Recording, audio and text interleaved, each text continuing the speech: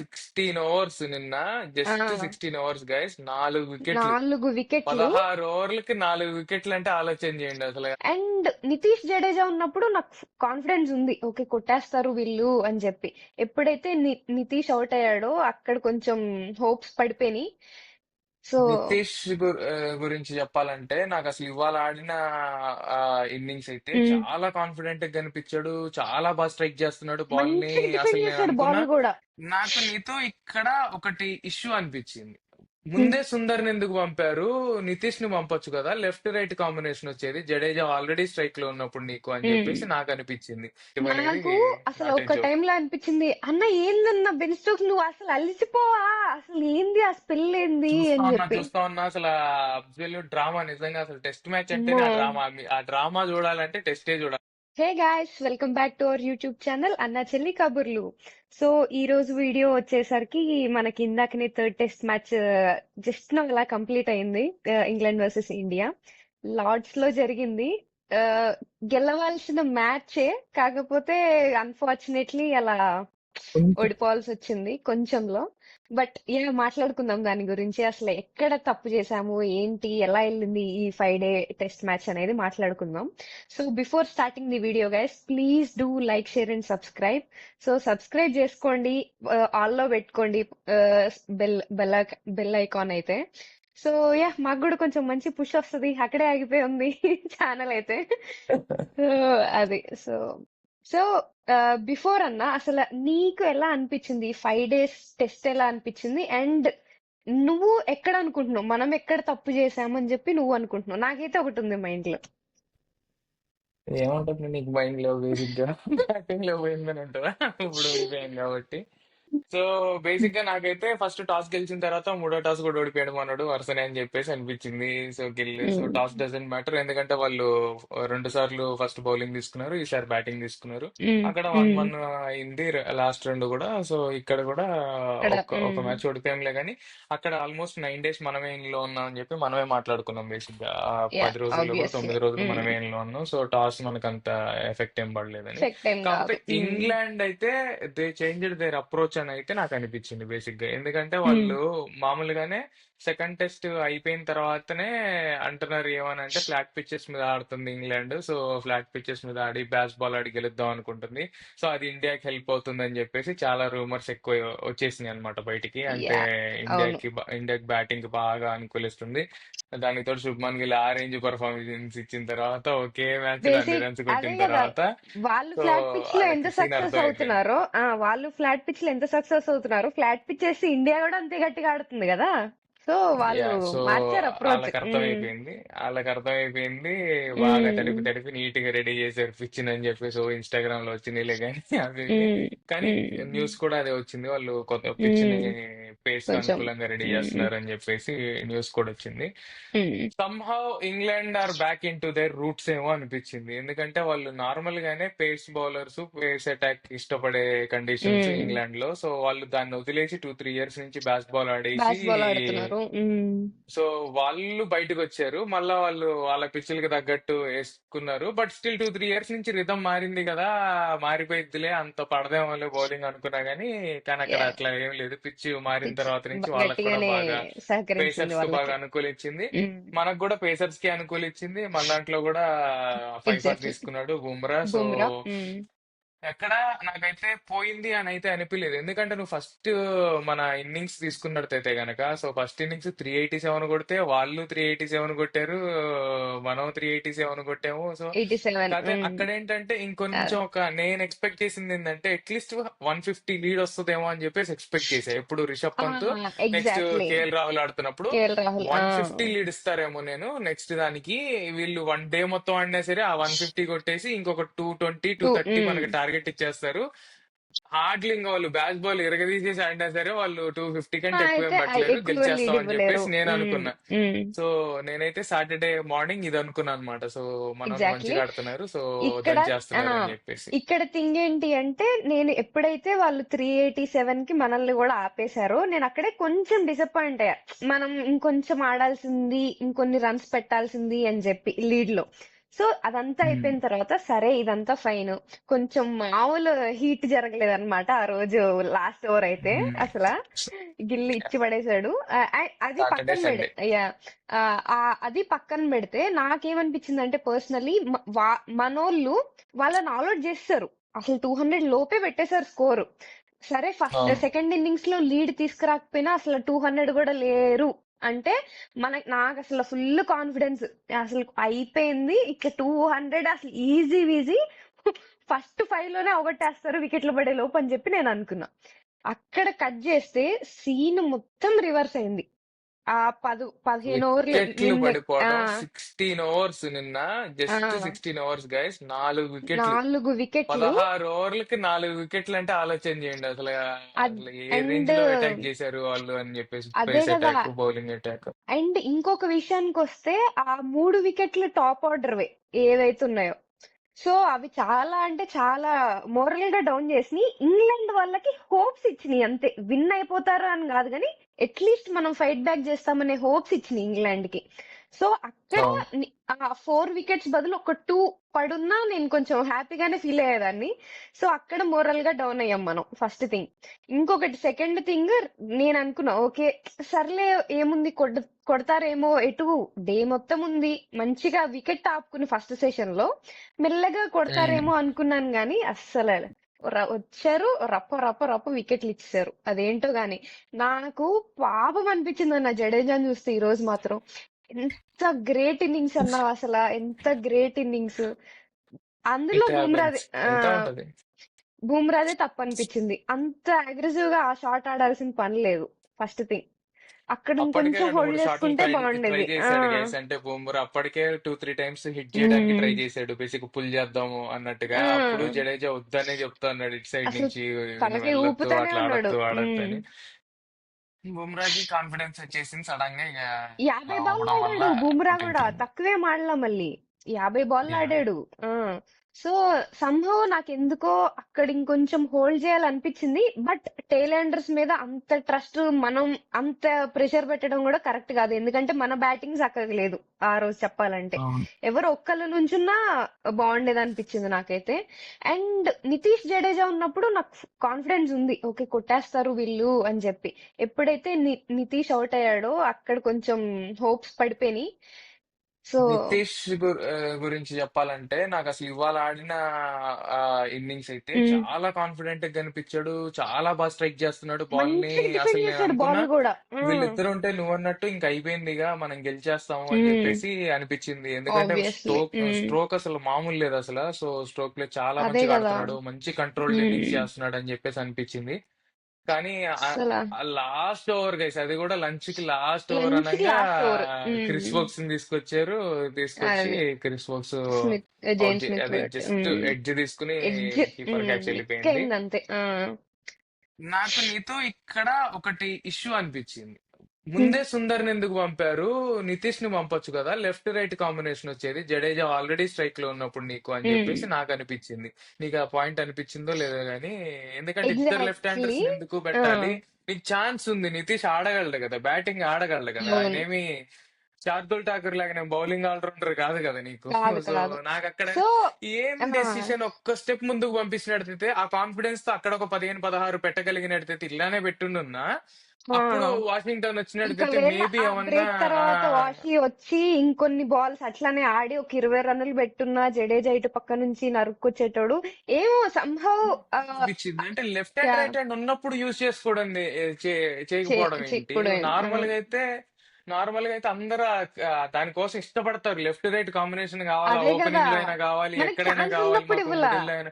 మనం ఉన్నప్పుడు ఆడుకోలేదేంటా అని అయితే నాకు అదే. అనిపించింది. ఇదైతే పెద్ద స్టాంపు పడిద్ది గైస్. అది కోచింగ్ దగ్గర నుంచి వచ్చిన డెసిషనా, లేకపోతే కెప్టెన్ దగ్గర నుంచి వచ్చిన కెప్టెన్. డెసిషన్ అనేది తెలియదు కానీ, ఎందుకంటే అది నన్ను అడిగితే అంత కరెక్ట్ డెసిషన్ కాదు. ఎస్, బానే ఆడాడు, నేను ఆడలేదని చెప్పట్లా. వాషింగ్టన్ ఉమ్, ఫస్ట్ ఇన్నింగ్స్ బాగా ఆడాడే కాబట్టి మీరు బాగాడు తీసుకొచ్చి పెట్టారు, కాదంటలే.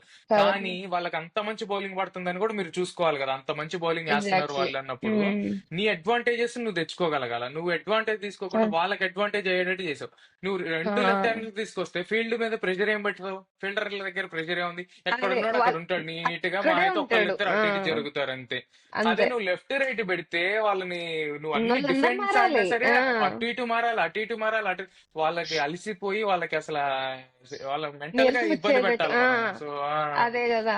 అది ఎక్కడ పెట్టలేకపోయారేమో అనిపించింది నాకు, సుందర్ ఉన్నప్పుడును జడేజా ఉన్నప్పుడు. సుందర్ ఎందుకంటే ఉన్నప్పుడు వాళ్ళకి ఇన్ ది చాలా సెన్స్ ఈజీ. అసలు ఆ, మళ్ళా దానికి ముందు కూడా రిషబ్ పంతే, మళ్ళా దానికి ముందు రిషబ్ పంత్ ఆ. ఉన్నాడు. సో కానీ వీళ్ళు లెఫ్ట్ హ్యాండ్ కి నా దీనికి బాగా ఇదైపోయి ఉన్నారు. లెఫ్ట్ హ్యాండ్ కి వేసి అయిపోయి వేసి ఉన్నారు, వేసి వాళ్ళకి బాగా ఇది వచ్చేసి ఉన్నారు. అలవాటు అయిపోయింది. అండ్ ఇంకో విషయం ఏంటంటే జోఫ్రా ఆర్చర్ కాటన్ బాల్ చాలా బాగా పట్టాడు. అసలు సింగిల్ హ్యాండ్ తో పడి మరీ పట్టాడు. అది బాగా వాషింగ్టన్ ది. అనిపించింది. యాజ్ ఏ ఫాస్ట్ బౌలర్ కి అది మంచి క్యాచ్ అసలు చెప్పాలంటే, అవును, అలా చాలా పట్టడం. మంచి క్యాచ్. ఎందుకంటే నువ్వు డైవ్ అవును. చేసి రైట్ ఒక సైడ్ కి చేత్తో డైవ్ చేసి మళ్ళీ పడతాం ఆ అనేది ఒక మళ్ళీ చేత్తో సింగిల్ మళ్ళీ హ్యాండెడ్ గా తీసుకోవడం సో బాగా పట్టాడు. అది సో యా క్రెడిట్ ఇవ్వచ్చు. వాషింగ్టన్ కూడా బౌలింగ్ బాగా వేసాడు గైస్. సో ఫ్యూచర్ అయితే నాకు బాగా కనిపిస్తుంది. ఒకవేళ ఇన్ కేస్ జడేజా ఎట్లాగో రిటైర్ అవ్వాలి, మంచిగా మనం ఇప్పుడు కాకపోయినా తర్వాతకైనా ఈ అయిపోవాలి. సైకిల్ సో మనకి ఆడినా. ఏంటంటే అక్షర్ పటేల్ ఉన్నాడు, నెక్స్ట్ వాషింగ్టన్ ఉన్నారు. సో వాషింగ్ మంచి సుందర్. టైటే ఉంటది ఆల్రౌండర్స్ కి అని చెప్పేసి అనిపిస్తుంది. ఎందుకంటే సుందర్ గన్కి ఇంకా మంచి పర్ఫార్మెన్స్ ఇస్తే, తగ్గితే కనుక ఇంకా చెప్పలేము. ఎందుకంటే అక్షర్ పటేల్ ఇంకా ప్రైమ్ బౌలర్ కాబట్టి మనకి. అదే సో కదా. సో కాకపోతే అక్షర్ పటేల్ మేబీ ఇప్పుడు లేదు లెఫ్ట్ కాబట్టి హ్యాండ్ సరిపోయింది, ఉంటే తీసుకోరు. అంతే. సో కానీ టఫ్ చూడాలి, అయితే ఉంటది, ఇద్దరు లెఫ్ట్ బాగా హ్యాండ్ ఆడాలి అయిపోయేసరికి వీళ్ళకి కాంపిటీషన్ వస్తుంది. అంతే అదొక మరి. So main. కానీ ఏమో అబ్బా, ఈ మ్యాచ్ అయితే గెలవాల్సింది అని నేను అనుకున్నా. ఎందుకంటే అన్ని బాల్స్ డిఫెండ్ చేసి లాస్ట్ వరకు తీసుకొచ్చి జస్ట్ అలా డిఫెండ్ చేసిన బాలే వెనక్కి వెళ్ళి స్టంప్స్ కి తగిలింది. అది అరాచకం. లాస్ట్ అవుట్ అసలు ఆ, అదైతే దారుణం. బేసిక్ గా సిరాజ్ డిఫెండ్ అయ్యింది బాల్ గానీ అది స్పిన్ అయ్యి మళ్ళా స్పిన్ వికెట్ వెనక్కి మీదకి వెళ్ళింది. పోయింది. అది సిరాజ్ కొంచెం చూసుకుని బ్యాట్ అటు పెట్టున్నా మళ్ళీ ఆగేదేమో అట్లీస్ట్ గానీ కన్నుతో తన్నున్నా అది బాగుండేది. బట్ ఏమో ఇది కాకపోతే మనం మనం ఏం అయిపోయింది గైస్. చేయలేం. జస్ట్ అలా అంతే. 22 రన్స్ తో ఓడిపోయాం అనమాట. మనం దగ్గర దాకా వచ్చి ఓడిపోయాము. యా ఈ మ్యాచ్ ఓవరాల్ అయితే టాప్ పర్ఫార్మర్స్ వచ్చేసి నాకైతే first Jadeja, KL Rahul. Second Stokes.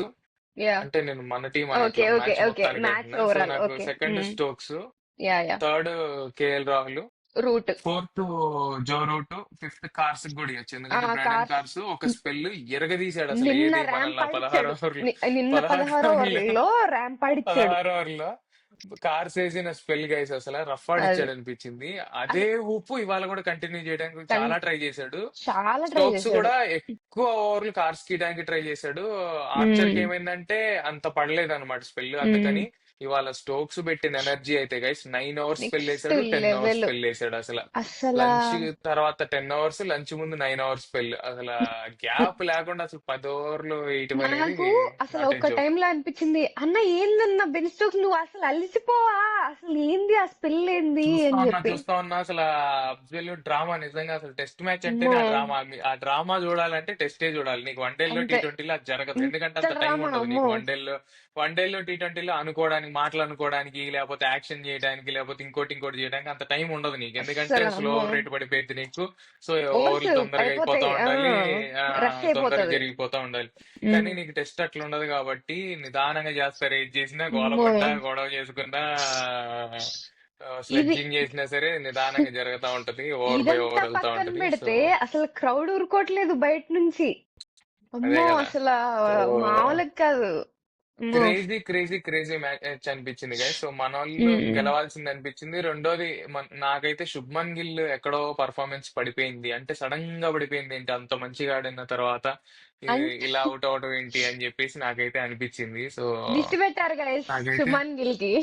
Shubman Gill performance చూసిన తర్వాత అది అట్లా అదే. అవుట్ సో అవుతాడు అనుకోవాలి. కానీ కేఎల్ అండ్ రాహుల్ అయితే ఇంకొక సెంచరీ గైస్ 2021 ఆ, తర్వాత మళ్ళీ సెంచరీ కొట్టాడు అనమాట. సో అది లార్డ్స్ లో రెండోసారి పేరు రాయించుకున్నాడు. సో పేరు పడింది సెంచరీ అనమాట అని. అలా. అండ్ ఇంకొక main thing Karun Nair guys. Karun Nair నుంచి ఇంకొంచెం ఎక్స్పెక్ట్ చేస్తున్నా నేనైతే. ఎందుకంటే నాట్ ఈవెన్ ఈ ఏ మాట హాఫ్ అన్నా సెంచరీ. బాగుంది, కరుణ్ నాయర్ అన్నా బాగుంది. ఎందుకంటే 3 టెస్టుల నుంచి చూస్తున్నాం కాబట్టి 3 టెస్టుల పర్ఫార్మెన్స్ ఇంతే ఉంది కాబట్టి నువ్వు అనొచ్చు ఈ క్యాండిడేట్ నన్నా నేను ఒప్పుకుంటా. చూసుకుంటే. సో ఈ మ్యాచ్ అండ్ వరకు కరుణ్ నాయర్ తీసుకుంటే ఎవరో గురించి ఫెయిల్ మాత్రం అయ్యారు. పక్కా చూడాలి గైస్. కరుణ్ నాయర్ది మాత్రం ఆ పొజిషన్ అనేది హోల్డ్ లోకి వెళ్తదనే అనుకుంటున్నా నేనైతే. నెక్స్ట్ మ్యాచ్ కి ఆ ప్లేస్ లో ఇంకెవరినన్నా ఎక్స్పెక్ట్ చేయొచ్చేమో అని అనుకుంటున్నా నేనైతే. ఏమనిపిస్తుంది, ఎవరు వస్తారనిపిస్తుంది ఒకవేళ వస్తే నీకు? అంటే మళ్ళీ సాయి సుదర్శన్ ని తీసుకొస్తారనిపిస్తుందా, లేకపోతే సాయి సుదర్శన్ ఏమన్నా? తీసుకొస్తారనే అనుకుంటున్నా. ఎందుకు అంటే మంచిగా లెఫ్ట్ హ్యాండ్ కూడా వస్తది. Left hand right hand, left hand right hand అసలు ఆల్మోస్ట్ వెళ్ళిపోతుంది ఇంకా లెఫ్ట్ హ్యాండ్ రైట్ హ్యాండ్ అన్నట్టు. సో సాయి సుదర్శన్ కానీ కి ఇంకో సాయి ఛాన్స్ సుదర్శన్ ఇవ్వచ్చు, వస్తే తప్పు లేదనిపిస్తుంది. ఆర్ ధ్రువ్ జురేల్ కి ఇస్తారనుకుంటున్నా. ధ్రువ్ జురేల్ కూడా ఉన్నాడు మంచిగా కాబట్టి. రిషబ్ పంత్ ఆడితే గనక ధ్రువ్ జురేల్ కూడా ఇవ్వచ్చు. లేదు next match Rishabh Pant injury వల్ల ఆడలేకపోతే రిషబ్ పంత్ ప్లేస్ లోనే ధ్రువ్ జురేల్ వచ్చేస్తాడు. And we can expect Sai Sudharsan also ఎందుకంటే in place of Dhruv Karun Jurel కి నాయర్. ఇంజురీ అయింది గైస్. ధ్రువ్ జురేల్ కాదు, రిషబ్ పంత్ కి రిషబ్ పంత్ కి ఇంజురీ అయింది. సో కీపింగ్ చేయలేడేమో అని వస్తుందన్నమాట. సో కీపింగ్ చేయని పక్షాన ఓన్లీ బ్యాటింగ్ కే పెట్టుకుంటారా, లేకపోతే ఒక మ్యాచ్ రీప్లేస్ రెస్ట్ చేసి ఇచ్చి రెస్ట్ ఇచ్చి ధ్రువ్ జురేల్ ని తెచ్చుకుని ఏమన్నా ఇది చేస్తారా అనేది చూడాలి. ఒకవేళ స్వాపింగ్ కనుక నెక్స్ట్ మ్యాచ్ కి అయితే నాకు తెలిసి కరుణ్ నాయర్ ఉంటాడు. ఎందుకంటే ఒకే మ్యాచ్ లో నేను అంత చేంజెస్ 2 ఎక్స్పెక్ట్ చేంజెస్. చేయట్లా. Sudden okay. మళ్ళా 2 చేంజెస్ తీసుకొచ్చేసి అంతా ట్రై చేస్తారు అనుకోట్లా. ఒకవేళ రిషబ్ పంత్ ఫిట్ గా ఉన్నాడు, ఆడతాడు, పెద్ద ఎఫెక్ట్ ఏం లేదు చేతికి అంటే గనక అనుకుంటాం. మేబీ రీప్లేస్మెంట్ కింద ధ్రువ్ జురేల్ అన్న ధ్రువ్ రావచ్చు, జురేల్. లేకపోతే సాయి సుదర్శన్ అన్న రావచ్చు. So yeah. అది అండ్ మీకు ఇంకొక ఎవరి నుంచి చేస్తే బాగుంటది, బాగుంటది కింద అనిపిస్తుందో కమెంట్ చెప్పండి చేయండి. గైస్. అంటే కింద కమెంట్ చేయండి. ఎందుకంటే ఇది మా ఒపీనియన్ అన్నమాట. కరుణ్ కి అంతే. ఇనఫ్ ఛాన్సెస్ వచ్చాయి, 6 innings ఛాన్సెస్ వచ్చాయని చెప్పేసి ఒక నాకైతే హాఫ్ అనిపించింది. సెంచరీ కూడా లేదు కదా అన్నట్టు అనిపిస్తుంది. అన్ని and 30s 40 convert 40s. చేయలేకపోతున్నాడు. 40s 30s 40s ఇంకా చెప్పాలంటే ఇంకా తక్కువ రన్స్ కూడా ఉన్నాయి. అంటే మేము చెప్పింది ఎక్కువ రన్స్, ఓ ఆ ఎక్కువ రకంగా. రన్స్ అక్కడ వరకు అయిపోయినాయి. యా. సో 6 innings లో కూడా నువ్వు హాఫ్ సెంచరీ లేదంటే ఆలోచించాల్సిందే. వేరే జడేజాని తీసుకోండి కదా, 6 innings లో ఇప్పుడు లాస్ట్ 4 innings 4 హాఫ్ సెంచరీస్ తీసుకున్నాడు. అంటే ఫస్ట్ మ్యాచ్ తప్ప, ఫస్ట్ మ్యాచ్ లో 2 innings లో కాకుండా ఫస్ట్ మిగతా మ్యాచ్ లో 4 సెకండ్ ఇన్నింగ్స్ కూడా not out. Second innings not out out. కాదు. కాకపోతే అక్కడ 50 రాలేదు కదా. సో ఇది కన్సిస్టెంట్ గా 4 50s అయితే తీసుకున్నాడు. కేఎల్ రాహుల్ ఫామ్ లోకి వచ్చాడు, అది మంచి విషయం. నెక్స్ట్ జైస్వాల్ ఫామ్ లోనే ఉన్నాడు. సో రేపు గనక నెక్స్ట్ టెస్ట్ కి నేనైతే Jaiswal, KL Rahul next as usual form లోకి వచ్చిన వాళ్ళందరూ బాగా ఆడితే చాలు గైస్. మనకి సింపుల్ అంతే. చెప్పాలంటే ఒక కరుణ్ నాయర్ ప్లేస్ ఒక్కటి కొంచెం ఆలోచన చూస్ చేసుకోవాలి. చేయాలి. ఎందుకంటే మిగతా వాళ్ళందరూ బాగానే ఆడుతున్నారు, ఇంక్లూడింగ్ నితీష్, వాషింగ్టన్ నితీష్. సుందర్తో కలిపి కూడా. సో అవును. బాగుంది. అండ్ ఇంగ్లాండ్ వాళ్ళు మళ్ళీ ఏ పిచ్చి తీసుకొస్తారనేది చూడాలి రేపు. అండ్ ఇంకొక మెయిన్ థింగ్, బూమ్రా టీమ్ లోకి రాగానే సిరాజ్ అండ్ పేసర్స్ ఎవరైతే ఉన్నారో కొంచెం లైట్ తీసుకుంటున్నారేమో అని అనిపిస్తుంది. ఎందుకంటే ప్రెషర్ మొత్తం ఆర్ రెస్పాన్సిబిలిటీ మొత్తం బూమ్రా మీదకి వదిలేస్తున్నట్టు. సో అదొక్కటి చూసుకోవాలి. Second pacer needs to stood up. అది బేసిక్ గా అది వదిలేయటం కాదు, కానీ నేను అనుకుంటాం ఏంటంటే ఆల్రెడీ వికెట్స్ బుమ్రానే ఫస్ట్ నీకు తీసాడు తీసేస్తా ఫేవర్. ఉంటున్నాడు. లేకపోతే కానీ అసలు లక్కీగా అసలు నితీష్ తీసాడు కదా, అసలు 2 వికెట్లు ఒక్క నీకు ఓవర్ లో 2 ఓపెనింగ్ వికెట్స్ అసలు తీసాడు. క్రేజీ. నన్ను అడిగితే అసలు మామూలు అదే పర్ఫెక్ట్ ఆల్రౌండర్, పేస్ ఆల్రౌండర్ దొరికాడు అన్నట్టు అనిపించింది నాకైతే. అదే కదా. ఎందుకంటే అట్లీస్ట్ ఎవరికి వికెట్లు పడినప్పుడు అలాంటి అతను వచ్చి ఒక వికెట్ వచ్చి తీసుకుంటే గనక నీకు టీమ్ ఎంత కి ప్లస్ అసలు అయితే బ్రేక్ చూడండి. త్రూ లైక్ ఇచ్చినట్టే. లైక్ T20s లో కనుక మీరు ముంబై టీం చూసుకుంటే హార్దిక్ హార్దిక్ పాండ్యా అంతే పాండ్యా చేస్తాడు. అంటే ఎవరికి వికెట్లు పడని రోజున వస్తాడు, సడన్ గా వస్తాడు, ఫిఫ్త్ వికెట్లు ఓవర్ సిక్స్త్ ఇస్తాడు. ఓవర్ వేసేసి వికెట్లు తీస్తాడు. సో అలాగా అంతే. నాకు అనిపించింది. సో పర్ఫెక్ట్ సెట్ అయిపోతాడు టీమ్ లోకి అని చెప్పేసి. సో బ్యాటింగ్ యా, స్టైల్ ఇదంతా చూడాలి. సూపర్ గా ఉంటది కాబట్టి నితీష్ ది. అదే నేనైతే ఓకే టీం అంతా బానే ఉంది, ఆ ఒక్క స్లాట్ తప్ప అన్నట్టు ఉంది నాకైతే. ఆ ఒక్కటి తప్ప. సో ఆ ఒక్కటి కూడా సరి చేసుకుంటే, మార్చేస్తే సరి సరిపోతది. చేసుకుని మిగతా అంతా కలిసి వస్తే సరిపోతుంది. అందరూ పర్ఫార్మెన్స్ బాగిస్తే సరిపోతుంది. ఎందుకంటే ఎవ్వరు అంతే. అవుట్ ఆఫ్ ఫామ్ లేరు, అందరు ఫామ్ లోకి వచ్చేసారు. సో యా, లాస్ట్ 2 మ్యాచ్లు ఉన్నాయి గైస్. సో మనకి యాక్చువల్ గా చెప్పాలంటే next match do or day మనకి. అవును. ఎందుకంటే నెక్స్ట్ మ్యాచ్ వాళ్ళు గెలిస్తే గనక ఇంకా అయిపోతుంది. సో యా, మనకి 2 డూ ఆర్ డే. రేపు గెలిచాక కూడా మళ్ళీ do or day. So do or day.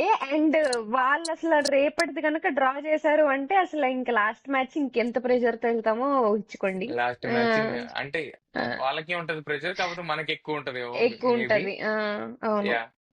So let's see guys, వాళ్ళు See, ఈ పిచ్ ఏం తీసుకొస్తారో, వాళ్ళు టాస్ ఒకవేళ ఎవరు గెలుస్తారో, బ్యాటింగ్ అయిద్దో యా చేజింగ్ యా అయిద్దో ఉంది. చూద్దాం. ఓకే, సో మాకైతే ఫుల్ ఎంటర్టైనింగ్ అనిపించింది టెస్ట్ మ్యాచ్. మీకు ఎలా అనిపించిందో కింద కామెంట్ చేసేయండి. అలానే లైక్ చేయండి, షేర్ చేయండి, సబ్స్క్రైబ్ చేయండి. Yes. Thank you. So thank you.